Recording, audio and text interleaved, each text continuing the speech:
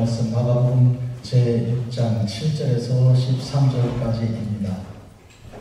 12제자를 부르사 둘씩 보내시며 더러운 귀신을 제어하는 권능을 주시고 명하시되 여행을 위하여 지팡이 외에는 양식이나 배낭이나 전대의 돈이나 아무것도 가지지 말며 신만 신고 두 벌 옷도 입지 말라 하시고 또 이르시되 어디서든지 누구의 집에 들어가거든 그곳을 떠나기까지 거기 유하라.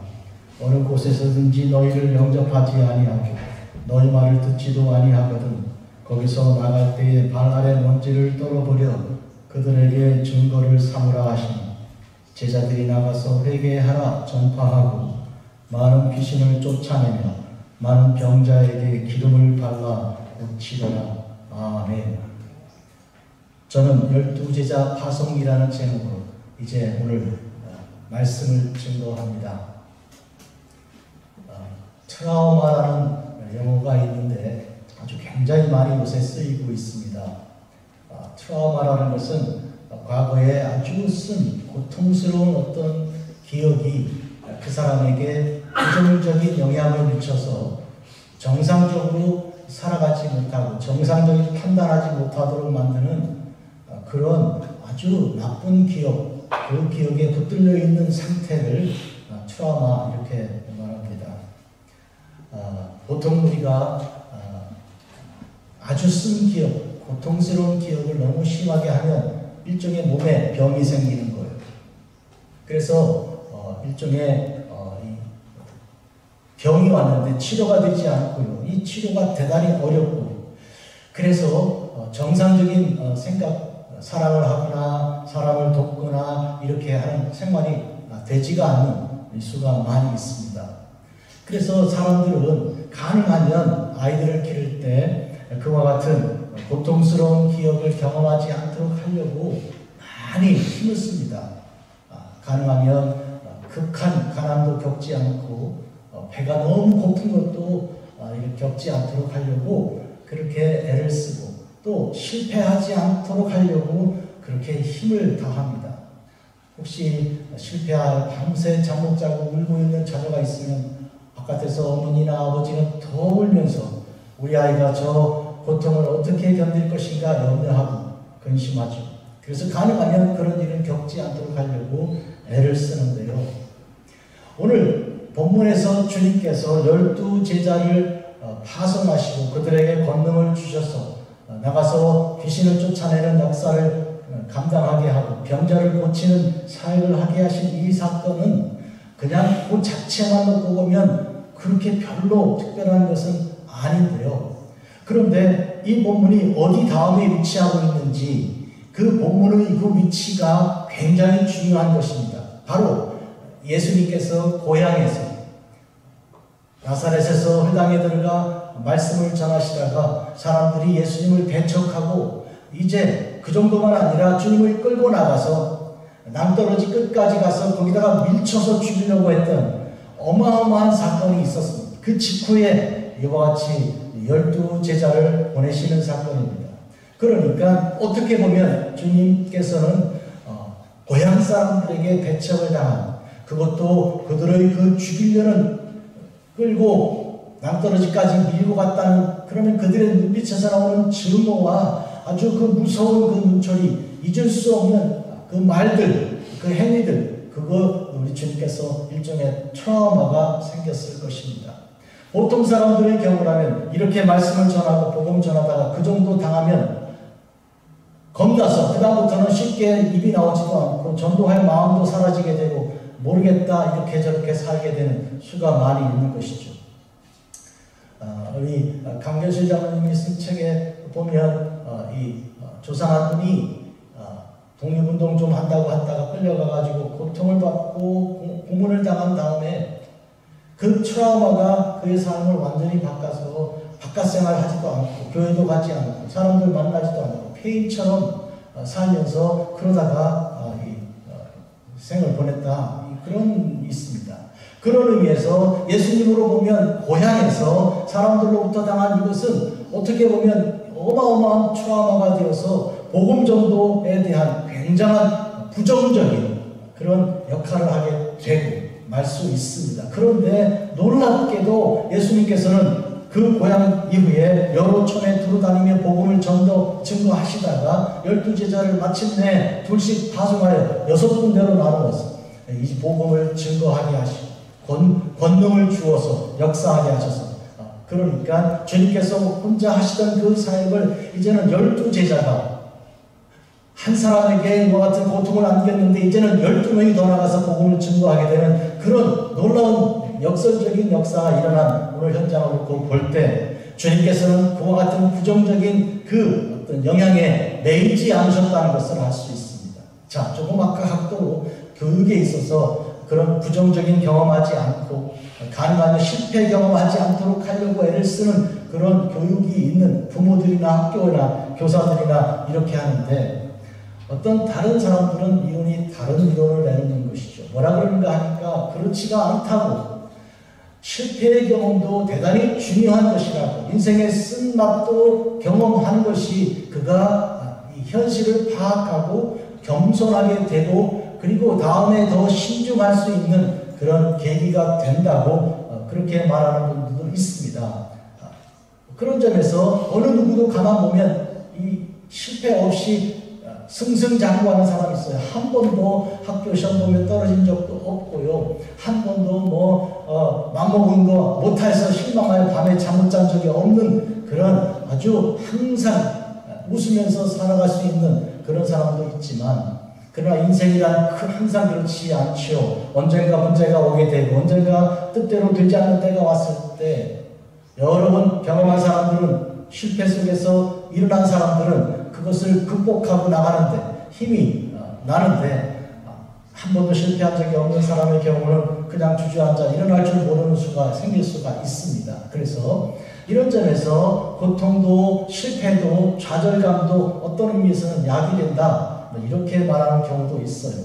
저는 오늘 본문을 통해서 차라리 첫 번째 이 트라우마에 해당될 만한 어마어마한 그런 고통을 주님께서 당하셨지만 그걸로 끝나지 않은 그리고 그 다음으로 계속 이어져 나가는 이 점에 초점을 두고 말씀을 증거하려고 합니다. 사실은 모든 이런 실패와 이런 좌절감은 주께서 미리 교회에 예고하신 일이고 모든 교회는 다 겪을 수밖에 없는 일이고 그거를 통과해야 비로소 다음 단계로 갈 수 있다는 점을 우리가 오늘 말씀을 통해 꼭 기억해야 하겠습니다. 우리가 아시는 대로 예루살렘 교회가 핍박을 당했습니다. 사도행전 7장에 스데반 집사가 돌에 맞아 죽을 때 그는 이 처참한 가운데 고통을 당했고 그때부터 핍박이 교회에 아주 급속히 들어왔습니다. 그래서 헤롯이 야고보를 칼로 죽였고 그리고 베드로를 감옥에 가두었고 이 사방에서 오는 이 고통과 괴로움과 핍박 속에 예루살렘 교회는 거기서 끝나는 것처럼 보였습니다. 그런데 그렇지가 않은 것이 예루살렘 교회가 흩어지고 그리하여 사마리아 그리고 다른 지역에 퍼져나가 드디어 이스라엘 저쪽 지역 그리고 시리아 지역 그리고 안디옥까지 올라가서 거기에 복음이 전파되고 교회가 세워지고 또 거기서 선교사들을 파송하되 아시는 대로 바울과 바나바를 이제 소아시아 전역으로 복음 전도하는 자로 세우게 된 거 아닙니까? 그런 점에서 핍박을 당한 교회가 그 핍박의 트라우마를 극복해내고 그리고 복음이 전파되는 그런 놀라운 역사가 일어난 것을 오늘 우리가 알 수 있습니다. 12제자를 부르셨습니다. 그리고 둘씩 보내셨습니다. 모두 6팀이 된 건데 더러운 귀신을 제어하는 권능을 허락해 주셨습니다. 왜 둘을 이렇게 붙였을까 생각해 보았습니다. 구약 성경에서 증인은 2사람 이상이어야 한다 하는 그런 계명이 있습니다. 2사람 이상이 증인이다. 이것은 굉장히 중요한 주제인데요. 한 사람이 가서 복음 증거하고 돌아올 수 물론 있지만 그러나 둘이 증거할 경우에 둘은 서로에 대하여 증인이 되는 것입니다. 이것은 특별히 어떤 경우에 그런 경우인가 하면 주님께서 파송을 하여서 그들이 파송받은 자로 가는 곳마다 복음을 증거하여 우리 주님께서 하신 그 일이 그들의 삶을 통해 그들의 사역을 통해서도 역사하는 것을 그들이 부정할 수 없이 돌아와서 사람들에게 보고할 때 확실히 그러한 것이 증거될 수 있도록 하기 위하여 증인들이 두 사람이 필요한 것이죠. 한마디로 말하면 가서 어떤 일을 구체적으로 효과적으로 하기 위해서 팀 사역을 이루기 위해서라기보다는 그들이 보고 들은 것을 돌아와서 이야기할 때 사람들은 맞아, 저 두 사람이 저렇게 마음이 맞고 입을 맞추고 말이 나오는 걸 보니 틀림없는 사실이구나 하고 그 확증하기 위하여 주님께서 두 사람씩 보낸 것이죠. 확증이라는 건 무슨 얘기입니까? 이미 하나님 예수님께서 정하고 결정한 그 사역의 그 내용을 우리들은 증인으로서 눈으로 보고 귀로 들은 것을 증거하는 것들이죠. 우리가 어떤 효과적인 방법을 사용해서 우리 일을 위해서 인간이라면 장사라면 어떤 기계를 만드는 일이라면 그렇게 할 수 있겠지만 그러나 복음 전도의 경우 우리는 그저 증인의 역할을 감당하는 것이 일은 주님께서 하시는 거고요. 그런 점에서 둘씩 보낸 이 팀 사역의 일은 증인의 역할이라는 점에 초점이 가야 맞는 것입니다. 여행을 위하여 지팡이 외에는 양식이나 배낭이나 전쟁의 돈이나 아무것도 가지지 말라고 명령하셨는데 잘 생각해 보세요. 지금 여행은 선교 여행이죠. 복음 전도 여행이죠. 그런데 우리가 효과적인 선교를 위해서는 지금 양식도 가져가야 되겠고 배낭도 있고 전대 돈도 있어야 되겠습니다. 그렇지 않아요? 효과적인 선교를 위해서는 다 필요한 물품들인데 주님께서는 그 필요한 물품들을 지금 하나하나 열거해 가지고 가지 말라고 말씀하십니다. 이게 어째서 그렇게 하셨을까요? 이것은 이 말씀을 통해서 우리가 이스라엘 백성이 애굽에서 나와 광야를 지나 가나안 땅을 향한 그 일과 이렇게 겹쳐 있는 것을 알 수 있어요. 이건 굉장히 중요한 주제인데요. 이스라엘이 애굽에서 나올 때 그들은 뭘 준비한 것을 나갈 준비를 오래 계획을 세워서 꾸려 나온 것이 없습니다. 광야에 나가서 뭘 먹을까 뭘 입을까 40년을 지나갈 것 같으면 꾸리고 그리고 여러 가지 챙기고 마차에 싣고 그렇게 해야 될 거 아닌가요? 그러나 그들은 맨몸으로 나온 것이죠. 심지어 떡도 이렇게 이스트를 넣지 못한 무교병을 가지고 나와서 그 딱딱한 떡을 씹으면서 나왔으니까요. 그리고 광야에서 먹을 수 있는 음식 없어서 그들은 굶주려 하나님께 울부짖었고 물이 마실 것이 없으니까 물이 목말라 죽겠다고 하나님께 울부짖었지 않습니까? 그러나 중요한 것은 하나님께서 그들에게 다 그때그때 공급해 주셨습니다. 특히 우리가 기억해야 할 것은 이스라엘이 애굽에서 나올 때요. 그들은 우리가 소위 말하는 대로 억압을 피해서 학정을 피하여 도망치는 그런 유랑민으로 나온 게 아닙니다. 그들은 하나님의 군대라는 개념으로 나온 것이죠. 하나님의 군대라는 것은 무슨 뜻입니까? 만군의 여호와, 만군의 여호와라는 말은 모든 군대의 하나님, 전쟁의 그 중심, 주가 되시는 주님께서 이스라엘을 군대로 삼아서 나오는 행진하는 그런 이스라엘의 그런 모습이지요. 그런 의미에서 오늘 지금 12제자를 보내실 때도 나가서 전쟁, 영적인 전쟁을 감당할 수 있도록 하나님의 군대로 예수 그리스도의 제자로 파송해 내보내신 것을 알 수 있습니다. 자, 이스라엘 얘기하시죠.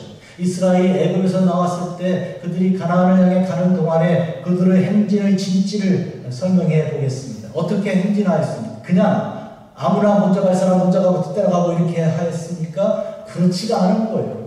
하나님께서 명령하신 성막을 짓고 그 성막이 중심에 진을 치고 있고요. 그 성막의 북쪽에 3개의 지파가 있고 남쪽에 3개의 지파가 자리를 잡습니다. 그리고 서쪽에 3개의 지파, 그리고 동쪽에 3개의 지파, 모두 12개의 지파가 이와 같이 셋씩 동서남북으로 위치 포진하고 있고 그 가운데 성소가 있습니다.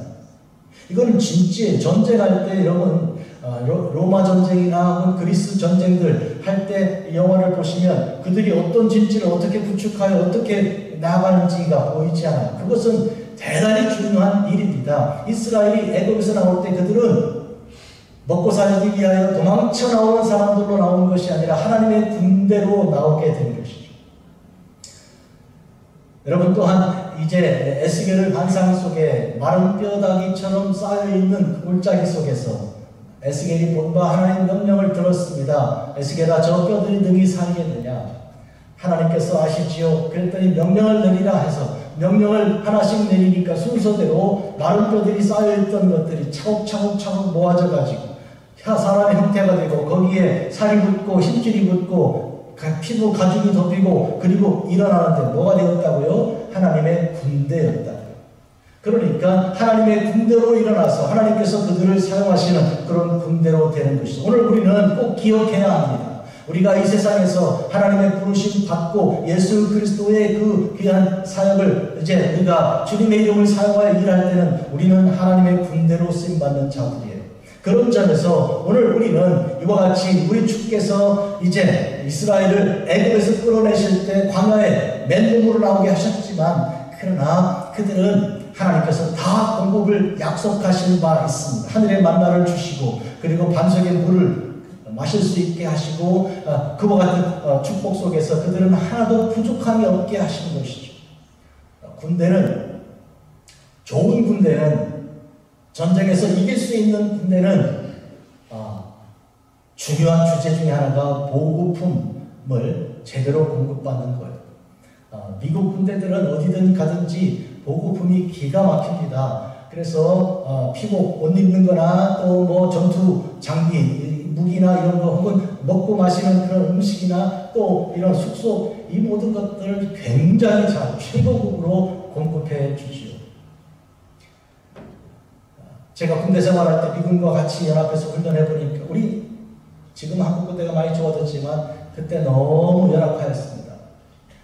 그런 것처럼 하나님께서 하나님의 군대는 다 공급해 주시는데 지금 이스라엘들이 광야에 나갔을 때 하나님께서 다 먹이고 입혀주셔서 그래서 그들은 부족함이 없었다 그랬어요. 시편 23편 다윗이 여호와는 나의 목자이시니 내가 부족함이 없으리로다 그랬던 바로 그 부족함이 없으리로다 한 바로 그 말이 이스라엘의 애국 경험을 그대로 반영한 그런 것입니다.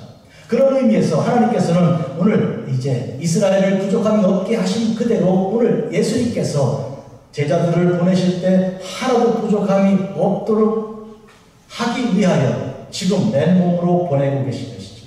지팡이 이외에는 아무것도 가지고 가지 말라. 지팡이 이외에는 갑자기 지팡이는 어디서 난 것입니까? 모세가 하나님께로부터 부르심 받아서 그가 애굽에 들어갈 때 그가 지팡이를 들고 애굽에 들어갔습니다. 아시는 것처럼 그는 지팡이 이외에 어떤 것도 없이 들고 애굽에 들어갔지요. 그리고 하나님의 모든 능력이 이제 모세를 통해 나타났는데 그 지팡이를 땅에 던졌을 때 뱀이 되었지요. 그리고 그 뱀의 그 꼬리를 잡으니 그 손에서 지팡이가 되었지요. 주께서 말씀하셨습니다. 이 표적을 바로에게 보이고 그리고 애굽 사람과 이스라엘 사람에게 보여서 하나님께서 그와 함께 있는 것을 증거하라고 말씀하셨습니다. 오늘 이것은 대단히 중요한 주제입니다. 아시는 대로 뱀은 사탄, 마귀, 앞잡이의 하나의 표상인데 그것을 꼬리를 잡아서 그것을 손에서 지팡이가 되게 한다는 말은 뱀의 능력을 완전히 제어한다는 것이죠. 뱀은 우리가 머리를 잡을 때는 쉽게 정복할 수 있는데 꼬리를 잡으면 즉시로 물립니다. 그래 뱀을 잡을 때는 꼬리를 잡으면 안 되는 거예요. 머리를 잡아야죠. 그런데 지금 모세에게 명령하신 것은 꼬리를 잡으라.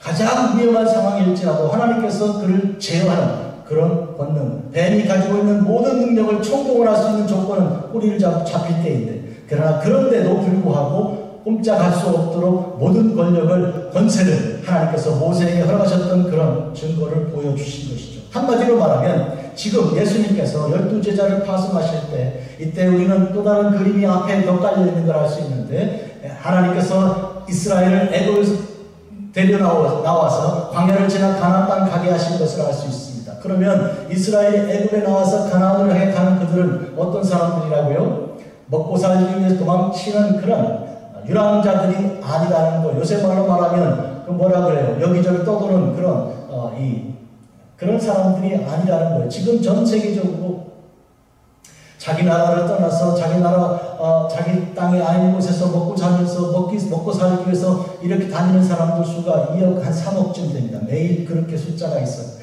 이 많은 사람들처럼 이스라엘을 보아서는 안 되는 거예요. 이스라엘은 군대로 나왔다는 말이죠. 왜요? 그들이 나와서 온 세상에 하나님의 놀라운 구원의 역사를 그들이 눈으로 보고 들은 그대로 못하기 위해서, 증거하기 위해서 그 사명을 가지고 나온 사람들이라는 것이죠. 오늘 이런 점에서 주님께서 이제 이 제자들을 파송하실 때 그들은 예수 그리스도의 그 권능과 권세를 가지고 나가는 그런 사역자들이고 복음 전도자들입니다. 놀라운 것은 예수님 고향 사람들은 예수님 한 사람을, 예수님 한 분을 이렇게 배척하고 트라우마에 붙들어서 마귀의 뜻이 그와 같은 것이죠. 꼼짝달싹 못하게, 그쯤 되면 이제는 아무 소리 못할 것이다, 복음 전하겠다고 나서지 못할 것이다 할 만큼 큰 트라우마를 겪은 거예요. 보통 사람 같으면 그렇잖아요. 자라 보고 놀라는 것은 소뚜껑 보고 놀란다고 감히 상상도 못할 거예요. 그런데 주님께서는 다른 총에 나가서 복음을 증거하신 후에 제자들을 불러서 능력 주셔서 파송하시잖아요. 그러니까 한 분 예수님의 사역이 이제는 12명의 사역으로 확 번져나가는 것을 알 수 있습니다. 오늘 여러분에게 혹시 삶에서 주의 말씀대로 살아가는, 그리스도인으로 살아가는 삶 속에 그런 트라우마가 있고 그런 고통이 오고 기억하고 싶지 않은, 그래서 창피하기도 하고 부끄럽기도 하고 이 고통스러운 그런 것이 있다고 해서 그것이 이유가 되어서 꼼짝달싹 못하고 방문 걸어 잠그고 누구랑 교제 다 끊어버리고 카톡도 끊고 전화도 끊고 말이죠. 이렇게 사는 것이 아니라 탁 틀고 치고 일어나서 다시 온 지역을 다니면서 복음을 증거하고 또 여러 사람과 어울려서 그들과 함께 사역할 수 있는 이런 사람들로 일어나시기를 주의 이름으로 축복합니다. 아멘. 신만 신고 두 벌 옷도 입지 말라 하셨습니다. 아시는 대로 이스라엘이 광야를 지나 애굽을 가는 동안 그들은 40년 동안 옷도 헤어지지 않았다. 두 벌 옷이 필요하지 않았던 거예요. 그냥 한 벌 옷만 입고 40년을 가도 괜찮은 것만큼 하나님께서 허락해 주신 것이. 그러니까 지금 이 예수님께서 제자들에게 주시는 그 명령 속에 그때 출애굽 때 하나님께서 하신 일 너희들 기억하지. 그 일은 오늘 일어나는 현재가 되는 것이야. 과거의 일 넘어간 것이 아니라 지금 일어나는 하나님의 놀라우신 은혜, 알파의 하나님께서 지금 오메가의 하나님 역사하시는 거라고 주께서 이와 같이 말씀하시는 것과 다르지 않습니다. 또 누구 집에 들어가든지 그곳을 떠나기까지 거기 유하라 그랬습니다. 어느 집에 가서 복음을 전한다고 할 때 그 집이 들어오세요. 그러면 들어가서 유할 때 그 집에 떠날 때까지 그 집에 유하라. 거기에서 최선을 다해 섬기고 말씀을 전하고 아이들도 돌보고 어른도 케어해주고 그리고 하나님 말씀을 전하는데 그냥 머물라는 것이죠. 그 말은 무슨 뜻입니까? 언제 이 집을 떠나 다른 데로 갈까 생각은 성령께서 주신다는 것이죠. 너의 계획이 없다. 너는 계획을 버려라. 하나님께서 명하시는 대로 여기. 그러면 그때까지 복음. 어떤 때는 일주일도 있을 수 있고 한 달도 있을 수 있고요. 그런 의미에서 너의 계획은 버리고 성령께서 인도하시는 길로 가라. 아시는 대로 성령께서 인도하시는 길로 간 그 기록이 사도행전입니다. 해서 다른 말로 성령행전이라고도 말하지요.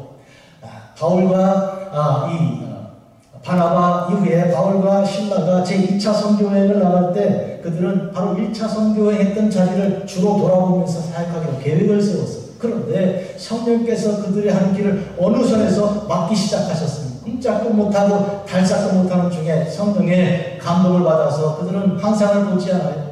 마게도냐로 와서 우리를 도우라. 성령의 인도하시는 줄 알고 저들 바다를 건너 유럽으로 가죠. 최초로 아시아에서 유럽으로 건너가는 그 일이 하나님의 성령의 인도하심 따라 움직인 것이죠. 그런 의미에서 오늘 12명의 제자들에게 그들이 어느 집에 가든지 거기 떠날 때까지 그냥 거기 있어라. 그냥 거기 있어야 될 줄 알고 있으라. 그런 얘기예요.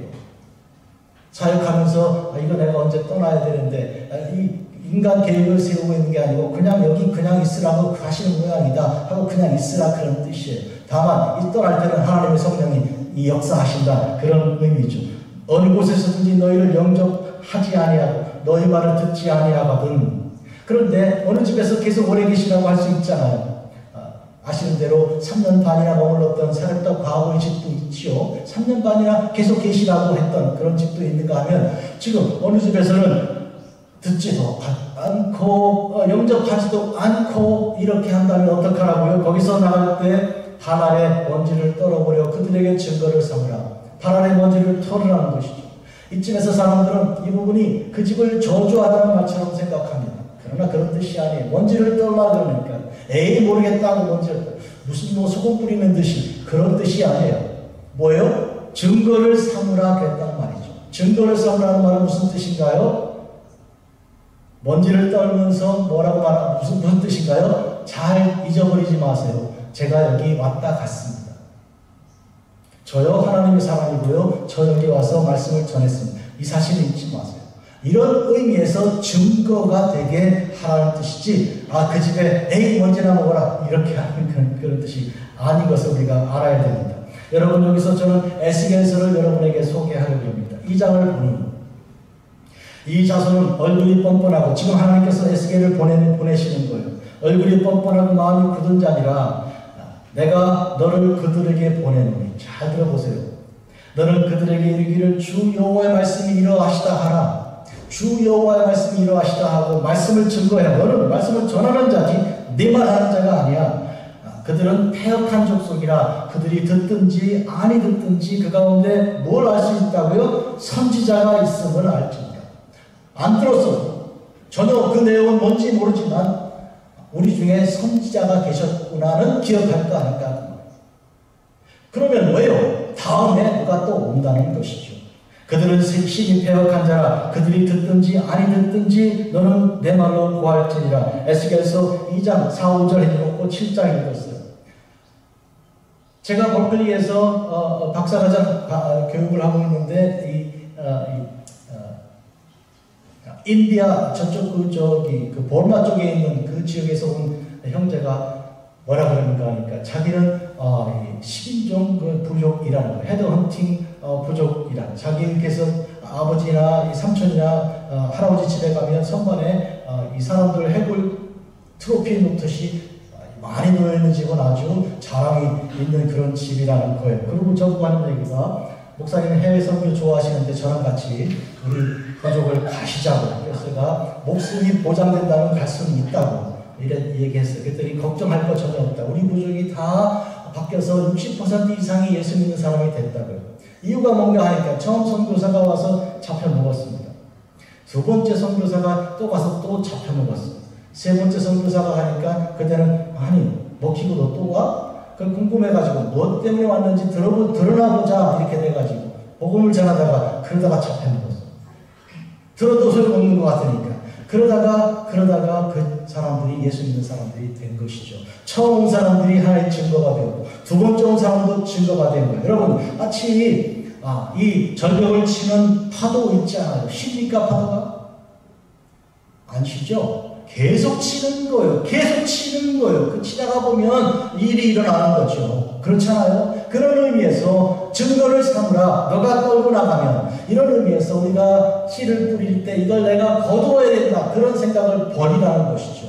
나는 거둘지 몰라도 못 거둘지 몰라도 다음 사람 오는 사람이 거둘 수 있을 것이다. 그리하여 주께서 말씀하시길 씨를 뿌리는 자가 있고 거두는 자가 있다. 그런 뜻이죠. 어떤 사람들은 선교지 가서 복음 전파했더니 수많은 사람들이 영접하고 예수 믿고 구원받았다고 교회가 세워졌다고 이렇게 하는데 성공사례죠. 그러나 기억해야 할 것은 먼저 가서 먼지를 떨며 증거를 삼은 사람들이 있었다는 것을 우리가 기억해야 되는 것이죠.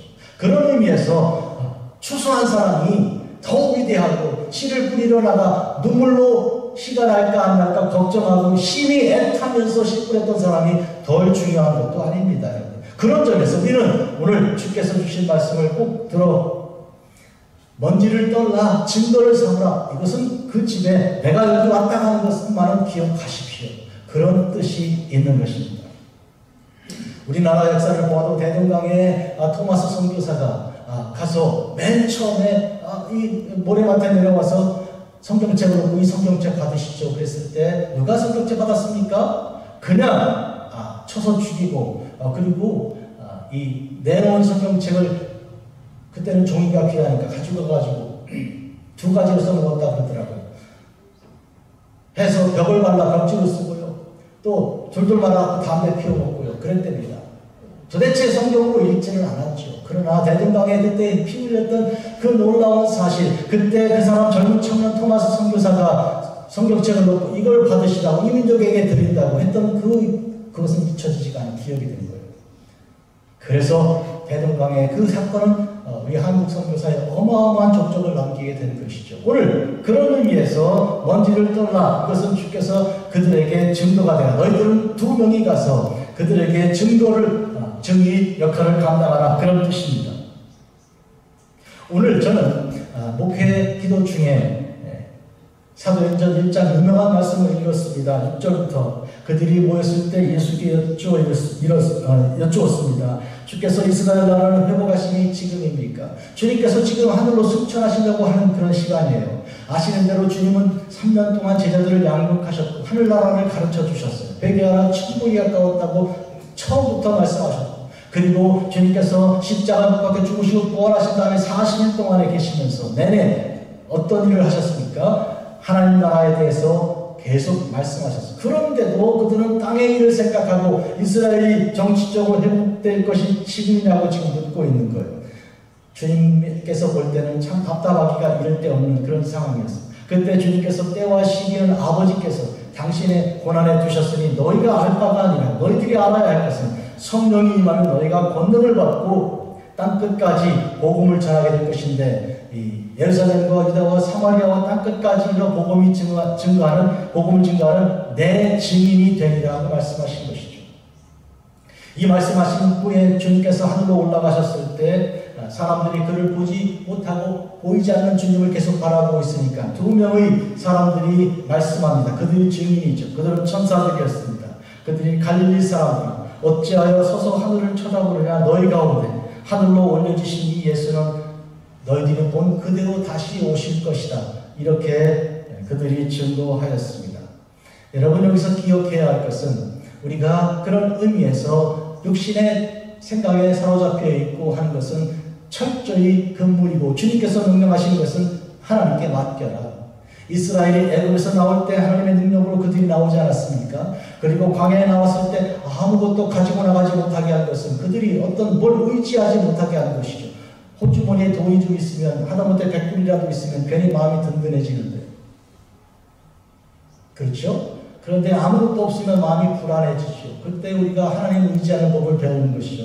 하나님, 저를 좀 도와주세요. 저 오늘 점심 먹어야 되고 버스도 타야 되고 아무것도 없네요. 하나님 의지하는 법을 배우게 하기 위하여 우리가 아무것도 없이 만드시는 그런 경우가 있습니다. 그런 의미에서 오늘 주님께서 제자들을 그렇게 파송해 보내신 것이죠. 제자들이 회개하라, 예수님 명령을 따라 이제 선포했습니다. 예수님 하신 그대로 했지요. 콜롬비아나 아프리카나 이런 데 가서 복음을 전할 때 회개하라 그러면요, 사람들이 진짜로 회개합니다. 잘못한 것 막 끄집어내고 회개하죠. 우리나라 1907년 대부흥이 일어났을 때요, 그때 선교사들이 놀랬다는 거예요. 그 기록을 보면, 아니, 조선 사람들이 이런 죄를 지었단 말이야. 저 무서운 무슨 죄, 저 창피한 것도 모르고 저렇게 막 이야기하고 내가 죄를 지었다고 떼굴떼굴 뒹굴고 굴며 이렇게 회개하는 걸 보고 놀랬다고요. 저거 어떻게 하려고, 뒷감당 어떻게 하려고. 그런데 그게 복음의 놀라운 역사입니다.